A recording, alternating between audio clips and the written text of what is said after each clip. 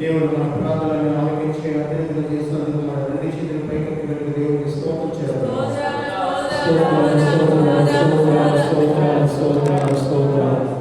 హల్లెలూయా. మనం అందరూ లేచి నిలబడి కీర్తన గ్రంథము 7వ అధ్యాయం చదువుకొని వర్ణించుకుందాం. కీర్తన గ్రంథం 7వ అధ్యాయము.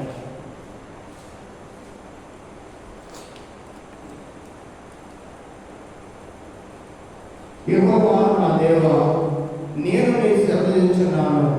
నన్ను తరువారి చేతి నుంచి నన్ను తప్పించుము. నన్ను తప్పించువాడు ఎవరు లేకపోగా. యెహోవా నా దేవా, నేను ఈ కార్యం చేసినట్లా నా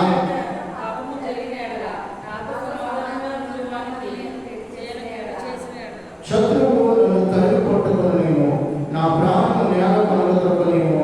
నా అతిశయ స్వరమును మట్టిపాలు చేయలేము. నిర్నిమిత్తముగా నన్ను బాధించువారు నేను సంరక్షించుతాను కదా.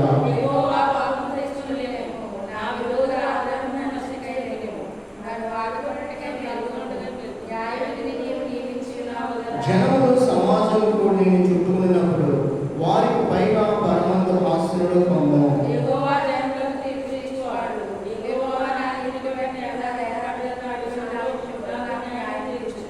హృదయములను అంతర్గ్రీములను పరిశీలించు నీతి గల దేవా,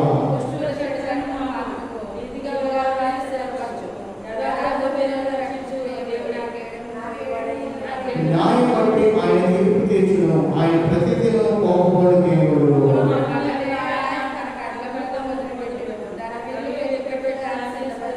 వారి కొరకు మరణ సాధనం సిద్ధపరుచున్నాడు. తన అంగులను అగ్నిపాలు చేస్తున్నాడు.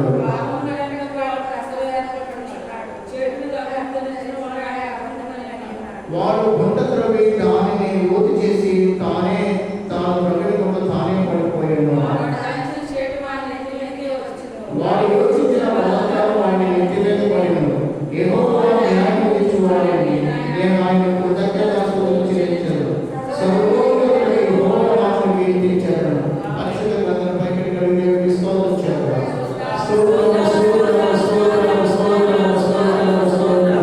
స్తుతి మహిమ ఘనత సమస్తమానికి చెందినగాక. ఆమేన్. హల్లెలూయా. కూర్చోండి. ప్రభు ప్రేమ కలిగి ప్రభు పేరున చేరున్న మీకు అందరికీ కూడా మన రక్షకుడు మన ప్రభువైన యేసుక్రీస్తు వారి శ్రేష్టమైన నామమున మీకు అందరికీ వందనములు. లేఖనం మనం కలిగి ఉన్న లేఖనంలో 7వ అధ్యాయంలో అక్కడ మనం జ్ఞాపకం చేసుకుంటే 8వ వచనంలో మాట ఏంటంటే, యెహోవా జనములకు తీర్పు తీర్చువాడు. యెహోవా నా నీతిని బట్టి నా యథార్థతను బట్టి నా విషయంలో నాకు న్యాయం తీర్చుము. దేవునికి మహిమ కలుగును గాక. ప్రభునందు ప్రియమైన వారలారా, మనం ఏ తప్పు చేయకుండా ఉన్నాయన్నా పోలీసులో లాయర్లో ఇలా వెళ్తున్నా మనకు కొంచెం ఆదాయం పుట్టదా? కానీ దేవుడు సర్వశక్తిమంతుడు, సర్వలోకానికి ఈయనే రాజు. ఆ పోలీసులైనా ఆ లాయర్లైనా ఏ ప్రధానమంత్రి రాష్ట్రపతిని ఈయన వాళ్ళందరినీ నియమించుకున్నాడు. అటువంటి దేవుని ఎదుట భక్తులు అంటున్నాడు, ప్రభువా నాకు న్యాయపు తీర్పు తీర్చు. అయ్యా, నీవు నా నీతిని బట్టి నా యథార్థం బట్టి నా విషయం నాకు అంటే ఎంత నీతి కలిగి బ్రతుకుతున్నాడో ఒక్కసారి పరీక్షించండి. ఎంత యథార్థత కలిగి దేవుని ఎడల అతను జీవిస్తున్నాడో మనం పరీక్షించుకుంటే అంత నీతి అంత యథార్థత మనలో లేని మన వల్ల ప్రార్థన చేయడం కూడా అర్హులము కావు. అతడు చిన్ననాటి నుంచే దైవ భక్తి కలిగిన వాడు, చిన్ననాటి నుంచే దైవ జ్ఞానము కలిగిన వాడు, చిన్ననాటి నుంచే తన తల్లి మాటకు లోబడిన వాడు, చిన్ననాటి నుంచే నా దేవుడవు నీవే, నా తల్లి కన్నది మొదలుకొని నా సహాయుడు, నా దేవుడు, నా రక్షకుడు, నా స్వామివి అని ప్రార్థన చేస్తున్నాడు. నిజమే, మొదటి రీతిగా ఎవరిని ఎదిగిన వాడు కాదండి.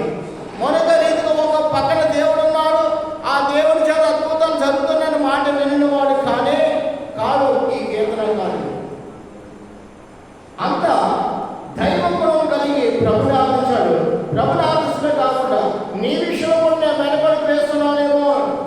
భాషతో నన్ను ఒకసారి జ్ఞాపకం చేసుకో.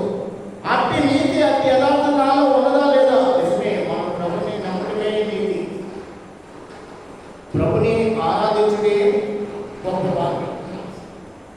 అబ్రహాము దేవుని నమ్మిన అతనికి నీతిగా, నిజమే, నువ్వెంత ప్రార్థన, అంత నీతిమంతురాలుగా పేరు పెట్టబడి ఉంది నీకు. నేనెంత ప్రార్థన చేస్తే అంత ప్రార్థన పరుడే, అంత నీతిమంతుడిని కూడా. మీలో నాలుగు ప్రార్థన లేదనుకోండి, నీతి అనేది ఏమి కూడా మనలో కనపడదు దేవునికి. మనము రక్షింపబడిన వారమే, ప్రార్థన లేక మన హృదయాలు దేవుని ఎదుట చీకటిగా ఉంటాయి. చీకటి ఆవరించిన హృదయాలుగా మన హృదయాలు ఉంటాయి. కానీ ప్రార్థన కలుగుంటే దేవుని ఎడల వెలుగు వెలుగు వెలుగుని కలిగి ఉంటామండి.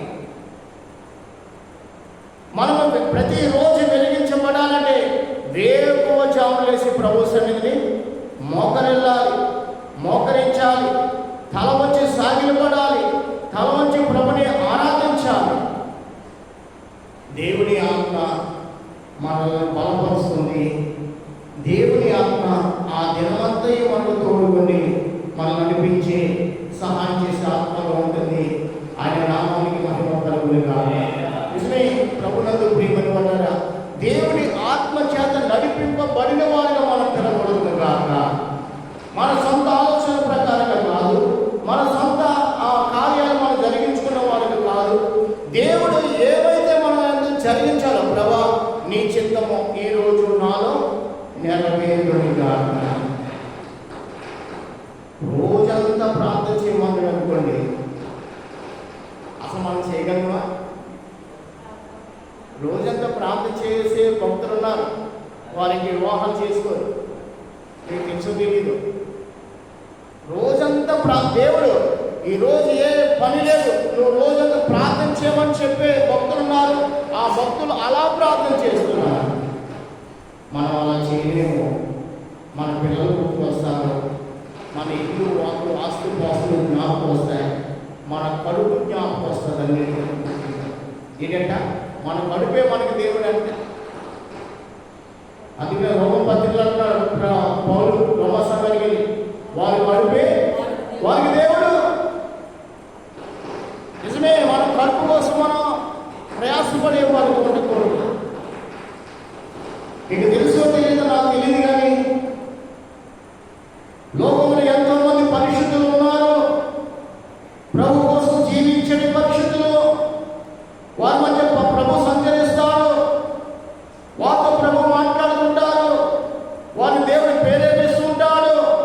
కొంతమంది రాత్రి నిద్ర వద్దంటాడు దేవుడు, కొంతమంది పథకాలను ఏ పని చేయదు. ఈరోజు అన్ని పనులు ప్రయాణాలు మానుకో, ప్రార్థన చేయండి. అలాగే ప్రార్థన చేస్తాను. ఇది మన దేనగారు తమ్ముడే ఈరోజు ఇంటి నుంచి బయటకు వెళ్ళినాయినా అంటే మీకు తెలుసో తెలీదు, వాళ్ళ తండ్రి గారి జ్ఞాపకత కూడుకోవడానికి అసలు ఇంటి నుంచి బయటికి. ఇప్పుడు సత్యబాబు గారు వాళ్ళ నాన్నగారు చనిపోయిన సమయాన్ని ఆయన బయటికి రాలేదంటే వాళ్ళ అక్కలో తమ్ముళ్ళు ఏం చేస్తారు తెలుసా? తండ్రి మీద ప్రేమ లేదు. ఆయనతో దేవుడు మాట్లాడాడు. దేవుడు అన్నాడు, ఇంటి నుంచి బయటికి రాయలేదు, నువ్వు ప్రార్థన చేయన్నారు. తమ్ముళ్ళు అక్కలు అన్నలు అందరూ ఏమంటారు తెలుసా? తండ్రి అంటే ప్రేమ లేదు, అసలు ఇంటి నుంచి బయటికి రాలేదు, ఎంత ఎటువంటి వాడమ్మా అని ఎన్నెన్నో చదువుకుంటారు. ఆత్మ లేని వారి మాటలు అలా ఉంటాయి. ప్రభుని కలిగిన వాడు ఈరోజు నన్ను ప్రభు ఆ పని చేయదని చెప్తే అంతే నమ్ముతారు.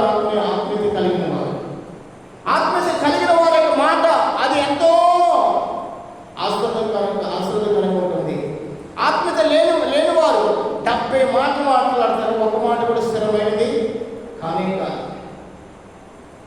ఆత్మీయత లేని వారు ఏదైనా దేవుడు ఒకడే, లోకం ఒకటి, ఏదైనా చేయొచ్చు, ఏదైనా తినచ్చు, ఏదైనా త్రాగొచ్చు అంటారు. ప్రభు కోసం వారు తమ తాము ప్రత్యేకించుకోలేరు.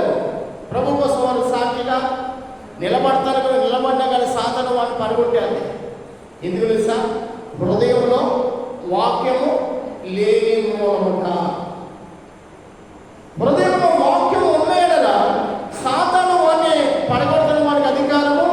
ఎందుకంటే వాక్యం ఒక ఖడ్గము లాంటిది, వాక్యం ఒక బలమైన ఆయుధం.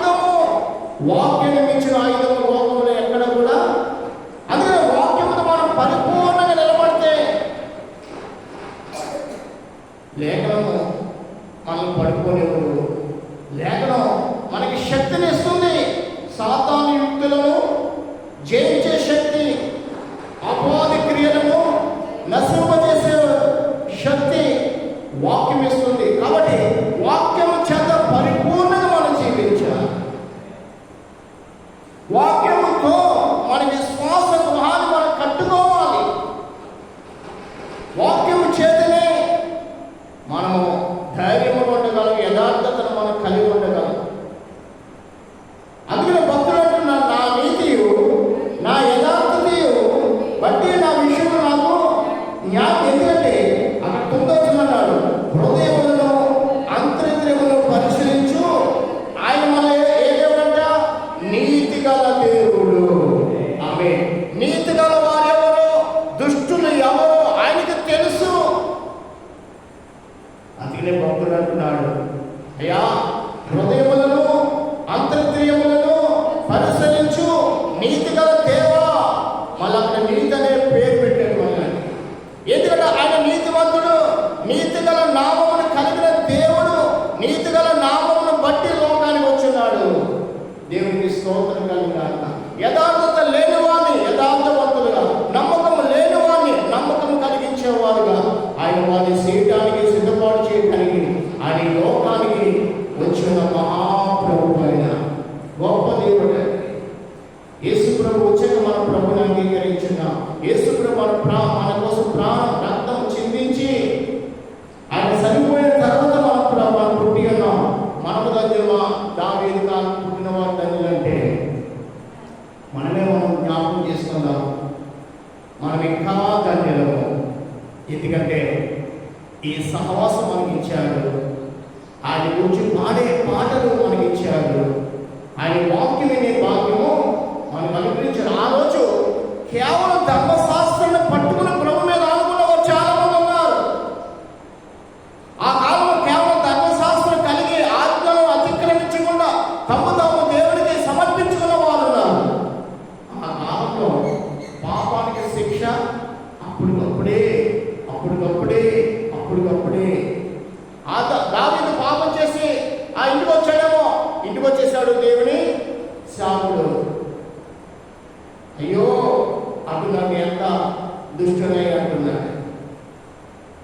ఈ కాలంలో దేవుడు సమయిస్తున్నాడు, నీ పాపం నుంచి నీవు రక్షింపబడు, విడుదల పొందుకో, రక్షణ విడిచి దూరంగా పారిపోవద్దు. ఇగో నీ పాపము క్షమింపబడి ఉన్నావని ప్రభువారు మాట్లాడుతున్నారు. 12 సంవత్సరాల రక్తస్రావం కలిగిన స్త్రీతో కూడా అన్నాడు ప్రభు. ఇంకా అనేకతో దేవుడు అలా మాట్లాడు, మీ పాపములు క్షమింపబడి ఉన్నవి, మీ పాపములు క్షమింపబడి ఉన్నవి ప్రభు మాట్లాడుతున్నారు. ఈ కాలం మనం చూస్తే సువార్త ద్వారా, సువార్తను నమ్మి యేసు క్రీస్తునందు విశ్వాసం ఉంచి నీతిమంతులుగా జీవించడానికి గొప్ప అనుకూల సమయం దేవుడు మనకు అనుగ్రహించున్నాడు. ఆయన నామానికి మహిమను కలుగుతున్నాడు. ఒక్క రోజులోనే కాదు, మనం ఇంకా ఈ ధర్మశాస్త్రము అలా ఉందా లేదా పరీక్షించి రక్షింపబడిన సమయం ఇచ్చారు మనకి. ఈ ధర్మశాస్త్రం కదా ఆదికాండం ప్రకటన గ్రంథం చదువుకుని ధ్యానించి ఏ వాస్తవా కాదని పరీక్షించి రక్షింపబడతాను కూడా దేవుడు సమయం ఇచ్చాడు. ఎంత గొప్ప వాక్యం. ఒక ఆయన ఈ మధ్య అసలు క్రైస్తవుడు మన దేశంలో లేకుండా చేయని సిద్ధపడి కంకణం కట్టుకున్నాడంట. వాడితో దేవుడు మాట్లాడితే వాడు అంటున్నాడు, అయ్యో నేను ఎంత మూర్ఖున్నో, ఎంత ప్రసుకురాయినో. క్రైస్తవులు అనేది లోకం మా దేశంలో చేయాలని నడుపు కట్టుకున్న వాడిని దేవుడు నా నడుని విరిచేశాడు. నన్ను ఆయనకు ఒక పాత్రగా చేసుకున్నాడు. ఈరోజు ఆయనే నిజమైన దేవుడు సువార్త ప్రకటించే పాత్ర నాకు ఇచ్చినాడు. దేవుడికి స్తోత్రం కలగాలి. ఎంత సమయం ఇస్తున్నాడో చూడండి, ఎలా దేవుడు నిన్ను నన్ను ప్రేమిస్తున్నాడో చూడండి, ఏ రీతిగా నిన్ను నన్ను వాడుకుంటున్నాడో చూడండి. నిజమే, ఒకప్పుడు మన మూటలు కూడా చచ్చిపోతే నరకానికి, కానీ అలా కానివ్వలేదు. ప్రభు ప్రేమిస్తున్నాడు. ఆ ప్రేమించి మళ్ళా మనం వెళ్తున్నప్పుడు సమయం మాత్రం కూడా కాపాడి ఇవి కొంతకాలం తర్వాత ఇది రక్షణ మార్గం మనమే మళ్ళీ మార్గం కూడా నడిపించి అనే సరికి నడిపించుకుని అనే సరిలో పాటలు పాడే ఒక అభిషేకము, ప్రార్థించిన అభిషేకము, స్తుతించిన అభిషేకము, సువార్తను ప్రకటించే అభిషేకము దేవుడు మనకందరికి మనకందరికి దయచేస్తున్నాడు. ఆయన నామానికి మహిమ కలుగుతుంది. ఇక మీద మనం అజ్ఞానులు అనే కాక జ్ఞానాభివృద్ధి మనం కలిగి జ్ఞానము చేత మనం మన ఇంటిని కట్టుకుంటున్నాం. విశ్వాసం అనే ఆ గృహాన్ని మనం స్థిరపరచుకుంటున్నాం. కింద 10 చూడండి, దుష్టుల చింతనము మానుకుము, నీతి గలవారిని స్థిరపరచు. చెప్పండి, ఎవరిని స్థిరపడుతున్నాడు దేవుడు? దుష్టులుగా ఉన్నంత కాలం దేవుడు ఎవరిని స్థిరపరిచేవాడు. కానీ మరొక విషయం ఏంటంటే,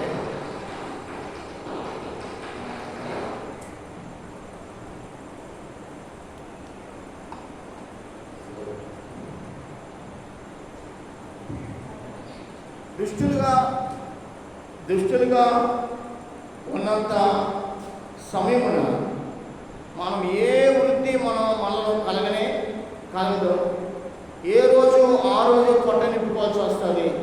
మళ్ళా ఆ రోజు పరిస్థితి బట్టి పొట్ట నింపబడుతుందో మనకు తెలియదు. మన సంపాదన డాక్టర్లు ఎత్తిపోతారో, డాక్టర్లు ఒడిలో పోస్తామో, లేదా గ్రామంలో చుట్టుపక్కల మన పక్కన ఉన్న వారి చేతులు అనుకుంటారో, వారు ఏదో రీతిగా మన ఇంటికి వచ్చో మనకు తెలియకుండా మన సంపాదన ఎత్తిపోతారో, ఏదో తెలీదు. వాళ్ళు చేశారని కూడా చెప్పలే. అలా మన సంపాదన సాతానుడు ఎత్తిపోతాడు. ఎందుకంటే దేవుడు మన సంపాదన మీద కంచి, మన ఇంటి మీద కంచి వేడి. ఎందుకు మనం దుష్టత్వం కలిగి ఉన్నప్పుడు కీడు చూస్తాం కానీ మేలు చూడలేము. నీతి గలవాడిని దేవుడు ఏం చేస్తాడంట? స్థిరపరుచుతాడు. కాబట్టి నీతి కనుగొన్నప్పుడు అసలు నీ ఇంట్లోకి వచ్చిన 100 మంది అయినా కానీ 100 మందిలో ఒక్కరు కూడా నీ సంపాదన ఏమి కూడా ఎత్తుకెళ్ళరు. జగన్ విషయం చెప్తున్నాను. మా ఏంజిలు వివాహానికి చాలామంది బంధువులు వచ్చారు. ఆ రూమ్లో, ఈ రూమ్లో, హాల్లో మొత్తం అందరూ తిరుగుతున్నారు. అయితే అప్పుడు ల్యాప్టాప్ ఉండేది. ల్యాప్టాప్లో పెన్ డ్రైవ్ ఉంటుంది. నాకు ఏముండేది? Pen drive. ఒక 500 రూపాయలు అంతే, ఇంకేం కాదు. మంచిది. ఎవరు ఎత్తుకోరు నాకు తెలియదు, కానీ పట్టుకోరు. ఎవరికని పేరు చెప్తాం, ఇక్కడ వాళ్ళు ఎవరు కాదు. బంధుమిత్రులు మొత్తం ఇల్లంతా చూసి సరదా ఇంట్లో కూర్చొని ఫ్యామిలీస్గా సంతోషిస్తున్న పెన్ డ్రైవ్ పెట్టుకోరు. నేను ఆ పెన్ డ్రైవ్ పెళ్ళైన సమయంలో జ్ఞాపకం, తర్వాత ఒక నెలలకి నాకు జ్ఞాపకం వస్తే ఆ పెన్ డ్రైవ్ వాడదామని చూస్తే ఆ పెన్ డ్రైవ్ అసలు కనబడతలేదు. మా ఇంటికి ఒకరు మా బంధువులు వచ్చారు. నేను ఎందుకో ఆమెతో అన్నాను, పెళ్ళికి వచ్చిన వాళ్ళు మన కుటుంబంలోనే ఎవరు చాలా దొంగలు ఉన్నారమ్మా అన్న. యానా అన్న 540 రూపాయలు పెండ్ర పట్టుకోరు. దాంట్లో మా పాటలో మా రాజమండ్రి సంఘానికి సంబంధించిన పాటలు ఇవన్నీ దాంట్లో నేను లోడ్ చేసి పెట్టుకున్నాను. అది పట్టుకోరాను.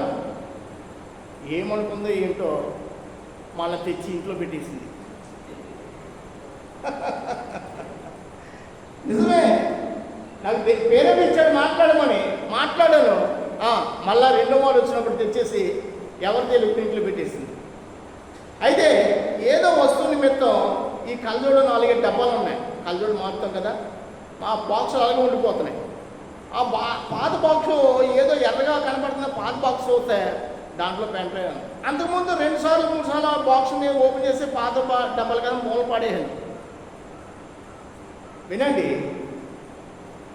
దేవుణ్ణి మనం నమ్ముకుంటే మన ఇంట్లో ఒక్క పైసా కూడా సాతాను ఎత్తిపోతానికి వాడికి అధికారము లేదు. ఎందుకంటే నీతి గలవాడిని స్థిరపరచువాడు ఆయనే. హల్లెలూయా. నీతి గలవాడిని హెచ్చించువాడు ఆయనే, వృద్ధి చేయవాడు ఆయనే, బలపరచువాడు ఆయనే, సహాయం చేయవాడు ఆయనే. మనం నీతి కలవంటే మనము నెమ్మదిగా నిద్రపోతాం. 10,000 మంది దండెత్తిన కానీ మన మీదకి ఏమీ కూడా అపాయము రాదని పరిశుద్ధ గ్రంథంలో ఉన్నది. భక్తుడు అలాగే చాలా ప్రార్థన చేశాడు. ప్రియమైన వాళ్ళరా, నీతి గలవాడిని స్థిరపరచు దేవుడు. ఆ నీతిమంతుడైన ప్రభుని క్రీస్తు గురించి మనం ఆలోచన కలిగి ప్రభుని మనం ఆరాధించడానికి ప్రభు మనకిచ్చిన గొప్ప సహాయపడ్డ ఆయన నామానికి మహిమ కలుగుగాక. మనలో ఒకప్పుడు నీతి లేదు, నీదంటే మనకి తెలియకుండా మనము అలా పూతులుగా ప్రభు తన సంతానంలో మనం స్వీకరించాడండి. తన సంతానంలో మనల్ని ప్రభు అంగీకరించాడు. వారు నా జనులు, వారు నా జనులు, వారు నా సంతానం అంటున్నారు. వారు భూలోకంలో నివసిస్తున్నది ఏమి కూడా వారి ముందు ఉండకూడదు. ఆకాశమా ఆలకించుము, భూమి వారు నా కోసం ప్రత్యేకించుకున్న నా జనులు. దేవునికి స్తోత్రం కలుగాక. నిజమే, ప్రభు ప్రత్యేకించుకున్నాడు. నీలో నా ప్రత్యేకత ఉన్నదా లేదా మనం ఒక్కసారి జ్ఞాపకం చేసుకోవాలి. ప్రభు ప్రత్యేకించుకున్నాడు. నన్ను వచ్చి ఈ అలవాట్లు కానీ, మార్గాలు కానీ, లోకంలో నాకు వద్దు, ఈ జీవితం నాకు పని లేదు, ప్రభుతో జీవించే జీవితం నాకు ధన్యకరమై ఉన్నది, ప్రభుతో జీవించే జీవితం నాకు ఆనందకరమైందని మనం అనుకోవాలి. అప్పుడే నెమ్మదిగా మనం బ్రతకగలము. ప్రభు కోసమే జీవించాలి అంతే. ప్రభు కోసం మనం బ్రతకాలంటే భక్తుడు అలా బ్రతుకుతూ పైన అన్నాడు, యెహోవా నా దేవా, నేను నీ శరణ చూచున్నాను, నన్ను కరువారి చేతులను తప్పించుము. నన్ను తప్పించువాడు ఎవరు లేకపోగా వారు సింహం వలె. వారికి ఏం పేరు పెట్టాడంట? శత్రువులకి ఏం పేరు పెట్టాడండి? సింహాలని. నేను ఎలుగునంటున్నాడేమో అంటే అర్థమేంటి? ఇతను తగ్గించుకున్నాడు. ఇతను తగ్గించుకుని ఎవరు సహాయం కోరుతున్నాడు? ప్రభు సహాయం కోరుతున్నాడు అండి. దావీదు యుద్ధవీరుడు కదా. గొలియాతును చంపిన వాడు ఎవరు? దావీదే కదా. దావీదు యుద్ధవీరుడని, అతడు చిన్నాడు చేతేమో నేర్చుకున్నవాడని, యుద్ధ కవచములు అతడు కలిగి ఉన్నాడని పేరు కలిగిన గొలియాతును జయించిన దావీదు, ప్రభువా నన్ను ఈ సైన్యమునంతా యావత్తు హతం చేయబట్టి దేవుడు హతం చేయడా? దేవుడికి స్తోత్రం కలుగాక. హిజ్కియా ప్రార్థన చేయగా ఎంతమంది అంట? 1,85,000 మందిని ఒక్క దూత సంహారం చేసి వారిని హతము చేసి పోలేదా? తెల్లారినప్పటికీ ఎక్కడ చూసినా కానీ శవాలే కానీ ఒక్కడు లేచినడికి ఎక్కడ కూడా కనపడలేదు. వాడికి భయం వేసింది. అమ్మో, వీడి దేవుడు సజీవుడు, వీడి దేవుడికి అసాధ్యమైనది ఏది కూడా లేదు, నన్ను మాత్రం తప్పించి ఆ 1,80,000 సైన్యమును హతమార్చేశాడని వాడు ఇంకెవ్వరు కంటి కనపడకుండా వాడి దేశానికి పారిపోయాడు. వాడు పారిపోయి అధ్యాత్మిక ఏం చేస్తాడు తెలుసా? వాళ్ళ దేవుడు వాళ్ళు రక్షించాడు, నువ్వు నన్ను రక్షించాడు. ఎక్కడ? ఆ దేవత గుళ్ళు అతడు మొక్కుకుంటే ఆయన గర్భాన్ని పుట్టిన కొడికే కత్తి తీసుకుని పీకినానికి పాడేశాడండి. విగ్రహాలు కట్టు, లోకం కట్టు తిరిగేవాడిగా జీవితం శ్రమల పాలు, వేదన పాలు. ప్రభువు కోసం నిలబడి ప్రభుని ఆరాధిస్తూ నీతి గల జీవితం జీవించే వారందరూ కూడా వారు స్థిరపరచబడుతున్నారు. స్థిరపరచు దేవుడు ఆయనే, మనల్ని స్థిరపరచువాడు ఆయనే, సహాయం చేయవాడు ఆయనే. నువ్వు ప్రార్థించే కొన్ని ఇంట్లో ఈ వస్తువు లేదని దేవునికి తెలుసు. ఆమేన్, హల్లెలూయా. నువ్వు ఆ విషయం కోసం ప్రార్థన చేసినా చేయకపోయినా ఆ వస్తువు నీకు కావాలని, పలానా సమయం ఆ వస్తువు నీకు అవసరమని దేవుడు ఆ వస్తువును ముందుగా కొనుక్కోవటానికి నీ కష్టార్జితను ఆస్వాదించి నిలవ ఉంచి నిన్ను ఆ సమయానికి ఆ వస్తువు కొనుక్కోవడానికి సిద్ధపరచు దేవుడు. దేవుడికి స్తోత్రం కలుగాక. ఏ విషయంలో కూడా మనం కృంగిపోవలసిన సమయం రానే. ప్రతి విషయంలో ప్రార్థన ప్రార్థన ప్రార్థన. దైవికమైన జీవితము, దైవికమైన సాక్ష్యము, దైవికమైన అనుకూలం మనం ఎదుటమే ప్రభు కోరుకుంటున్నాడు. ప్రతి విషయంలో అంట ఆయన వైపు మనం చూడాలి. ఎవరి వైపు? ఆయన వైపు. అందుకని 12వ వచనం చూడండి. ఒకడు మల్లని ఎడలా ఆయన తన ఖడ్గము వదిలిపెట్టును, తన విల్లు ఎక్కిపెట్టి దాన్ని సిద్ధపరచును. మనకి లోపలికి ఎంత గొప్ప భాగ్యమో. 5వ వచనం చదువుకొని చూడండి.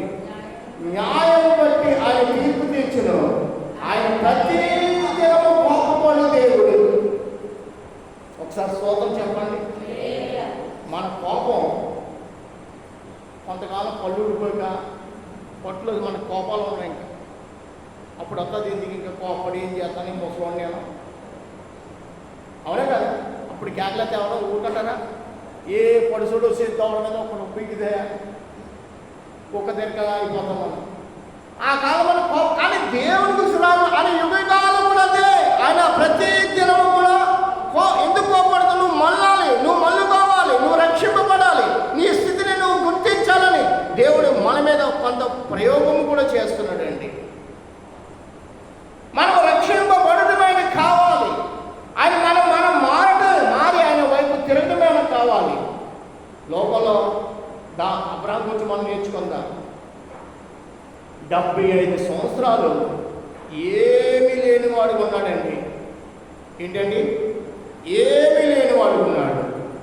75 సంవత్సరాల తర్వాత అతడు ప్రభు వైపు తిరగగా రాజుల కంటే రాజుగా చేస్తాడు దేవుడు అబ్రాహాంని. హల్లెలూయా. అంతకాలం ఏ పిల్లలు లేదు, సంపాదన లేదు, ఏమీ లేదు, ఎండిపోయిన ఎముకలు ఎండిపోయిన హృదయంతో ఉన్నాడేమో. నిరీక్షణ లేని జీవితం అయింది అబ్రాహాంకి. కానీ 75 సంవత్సరాలతో ప్రభుని నమ్ముకునగా 100 సంవత్సరాలు లోకంలో బ్రతికి పిల్ల పశువుల్ని ఆస్తి బంగారాలు ఏమనే లోకంలో అన్నిటిని చూచి సమాధానంతో సమాధిని చేరుకున్నాడు. సమాధిని చేరుకున్న గొప్ప విశ్వాసులకు తండ్రి అని పేరు కలిగినాడండి. నిజమే, దేవుడు నమ్ముకున్న వారి స్థితి అంతా కూడా అలాగే ఉంటుంది. దేవుడు లేని వారి యొక్క బ్రతుకు అలాగే ఉంటుంది. అబ్రహాము వలె. అబ్రహాము స్వీకరించడానికి కారణం దేవుని మాటకు లోబడి ఉన్నాడు. దేవుడే అనుకున్నాడు తన కొడుకుని ఇవ్వనగానే దేవుడి తన కొడుకుని దేవుడికి ఇవ్వడానికి వెనకడుగు. ఎందుకంటే మృతులను సహితము సజీవులుగా లాగడానికి ఈయన శక్తిమంతుడని అబ్రహాముకు సువార్త వినపడిందంటే కాదు, ఆ విశ్వాసాన్ని కలిగి ఉన్నాడు. అబ్రహాము దేవుడికి ఇవ్వడానికి వెనకడుగు వేయలేదు. వెళ్ళిపోయాడంటే దేవుడు చెప్పిన చోటుకు కుమారుని తీసుకెళ్ళిపోయాడు. బలి అర్పించడానికి కత్తి పైకి ఎత్తగా అబ్రహామా ఆగిపో, నీవు దేవుడికి భయపడవాడని. ఆ మాట చాలా సంతోషపడు. చూడండి ఆది కాండము 22వ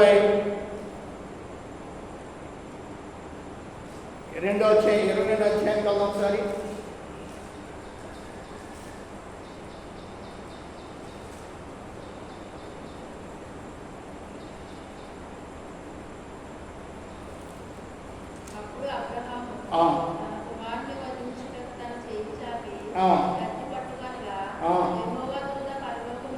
యెహోవా దూత పరలోకము నుండి అబ్రహామా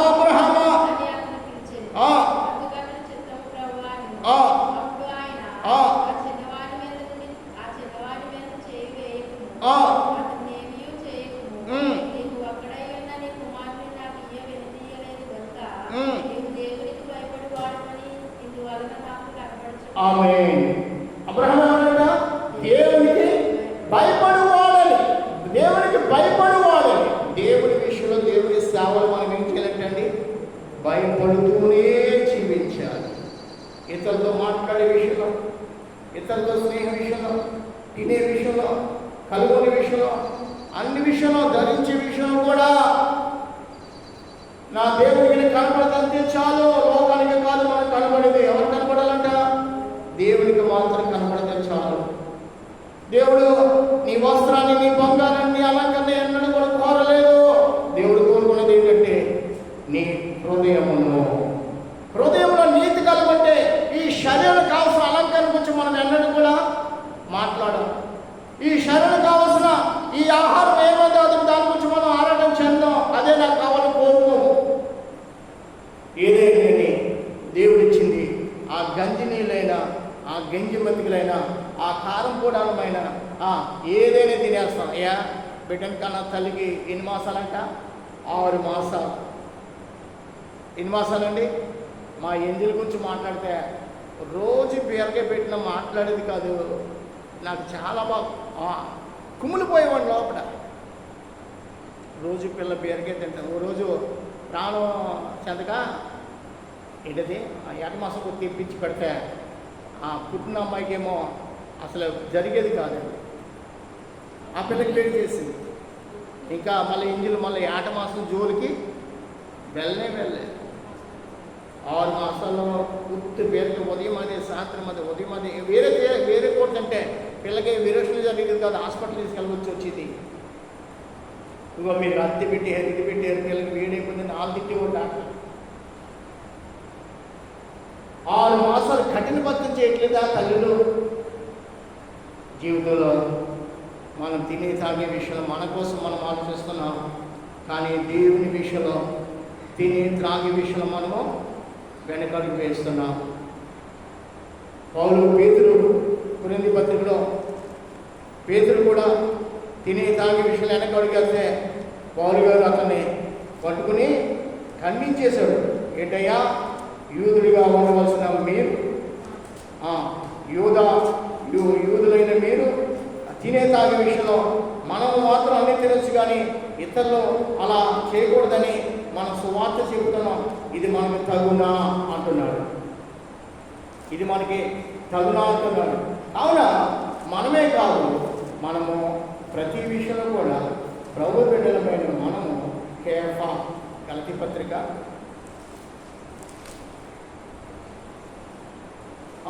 గలతీలు రాసిన పత్రిక 2వ అధ్యాయము 11వ చూడండి. అయితే కేఫా అంత్యోదయకు వచ్చినప్పుడు అతడు అపరాధిగా చేర్చబడింది కనుక నేను ముఖాముఖి అతను ఎదిరించి తిని ఏలనిగా యాకోబు నది నుండి కొందరు రాకమునుపు అతడు అన్యజనులతో భోజనము చేయుచుండేది, కానీ వారు రాగానే సున్నతి పొందిన వారికి భయపడి వెనక తీసి వేరైపోయిను. భోజన విషయంలో కూడా పేతురు కూడా తప్పిపోయిన వాడే. పౌలు గారు ఏం చేశాడంట? గద్దించాడు. పేతురు, ఇది నీకు తగునా? నిజమే, అన్ని భోజనాలు మనం చేయవలసినవి కానీ కావు. జ్ఞాపకం చేసుకోండి. మీకు విషయం చెప్తున్నాను. ఎక్కడైనా మనం భోజనం చేయడానికి అక్కడ వేరే బొమ్మలు ఉంటాయి. అక్కడ మనం లోపలికి వెళ్ళకూడదు, అక్కడ మనం చేతులు కట్టకూడదు, వెనక్కి వచ్చేయాలంటే. ఇది తెలుసా? అది ఆ పేరున జరుగుతున్న భోజనాలు అవి మనకు సంబంధమైనవి కావు. దేవుడు నిన్ను ఆ వారిలోంచి ప్రత్యేకించుకున్నాడు. కింద చూడండి ఏమన్నాడంటే 13 తగ్గిన యూదులను అతనితో కలిసి మాయవేషం వేసుకునేది కనుక బర్నబా కూడా వారి వేషధార చేత మోసపోయాడు.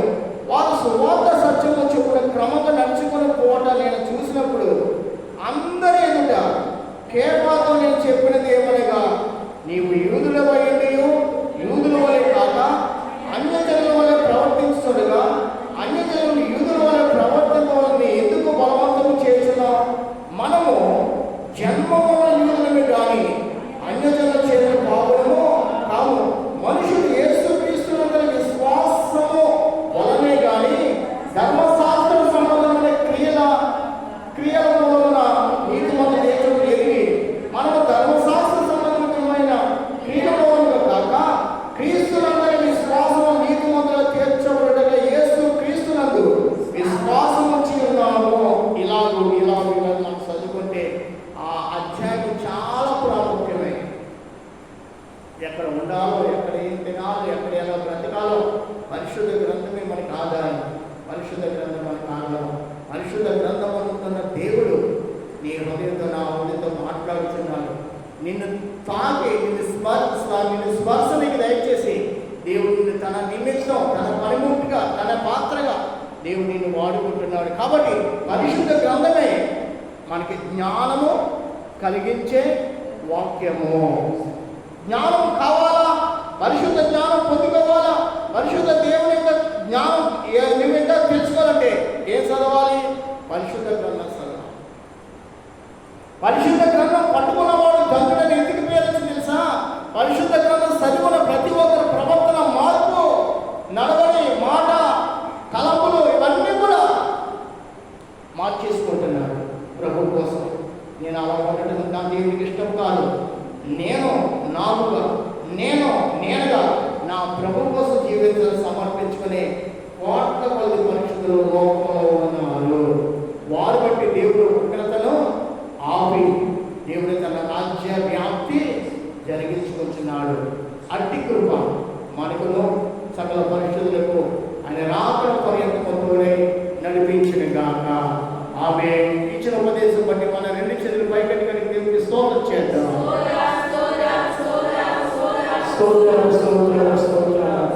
ప్రేమపడ పరిశుద్ధుడా, మహోన్నతుడా, మహిమా స్వరూపుడైన మా దేవుడు అయ్యా, ఎంత ప్రభావశాలి అయ్యా, ఎంత గొప్ప దేవుడు అయ్యా, ఎంత మహిమను కలిగిన దేవుడు అయ్యా.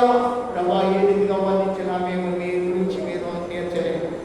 అల్పులు అయోగులుగా మమ్మల్ని ప్రేమించి అయ్యా మీ స్తోత్రారాధనకు మమ్మల్ని ఏర్పాటు చేస్తున్నాం. ఇక్కడ జరిగే సండే స్కూల్ ఆరాధన, పరిశుద్ధారాధన మీ యొక్క నామ మహిమార్థంగా జరిగించి మీ నామానికి మహిమ తెలుసుకోమని అనేకులు రావటానికి ప్రభా ఎవరు కూడా అయా ఆగిపోకుండా ప్రతి ఒక్కరిని మీరే నడిపించి మీ నామానికి మహిమ తెలుసుకోమని పలువురి నాలుగు మా ప్రేమ గల యేసు నామం అడిగి వేడుకొచ్చున్నాము తండ్రి. ఆమేన్, ఆమేన్, ఆమేన్. మన తండ్రి దేవునిగా ప్రేమ యేసుక్రీస్తు వారి కృప పరిశుద్ధాత్మ దేవుని సహాయం కూడా మీకు సకల పరిశుద్ధులకు కూడా నడిపించును గాక. ఆమేన్.